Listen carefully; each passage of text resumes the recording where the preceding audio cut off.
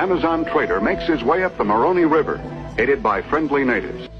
So now I want to show you this video I saw on YouTube from the indigenous South American Bushman Indians. It says from Guyana. This is rare 1950s footage. You can see, you will see copper-colored tribes there. And now, here's the man you saw in the film earlier, Mr. Herman Jessen.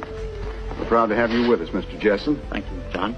I'd like to ask, first of all, sir, how remote are these Indians from civilization? These Indians live about 250 miles up the Moroni River. It's very hard to get up there because the rains endanger any trip, and the river is either too low or too high. It's just in July that one can penetrate into those villages. Oh, is this your first trip into this area? No, into this area it's my second trip, but I've made 25 trips into South America so far, and I expect to leave very shortly on another one.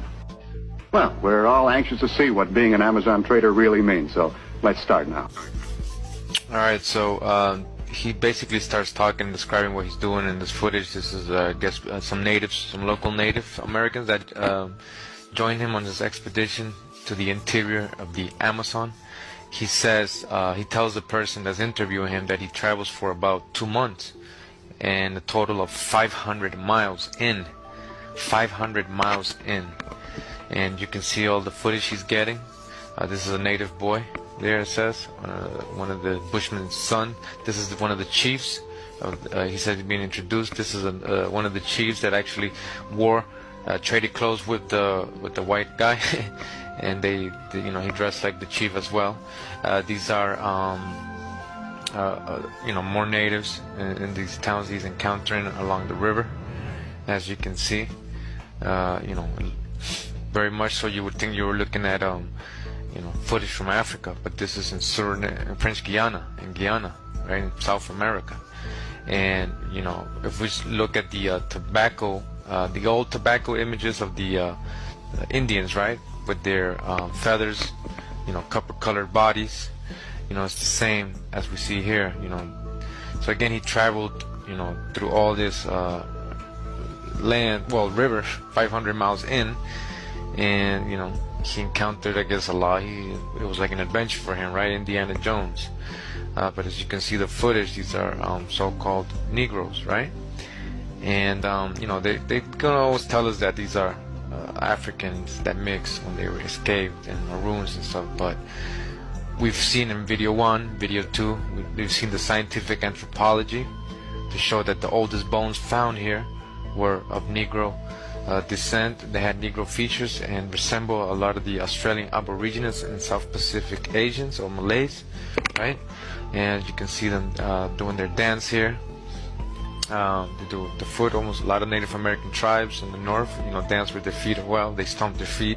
And the guy, when he's explaining this part, he's saying that it sounds like merengue, cha-cha-cha, like a merengue cha-cha-cha, where they're dancing, where they're singing and drumming. According to him, you know, this is his account from the interview. I took the audio off because it had background music. I didn't want to get a copyright strike or the video taken down.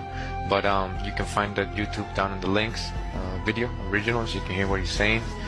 He's gonna mention a lot of Africanized, and they sound so African and so African because that's all he knows, right, from his history. But as you can see, they're encountering different colored tribes along these rivers.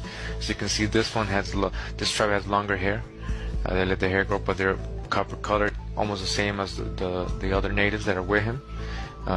Basically, almost the same skin. And this is more of them in their river. More villages they're encountering, all copper-colored people. You know, as you can see here. And chopping wood.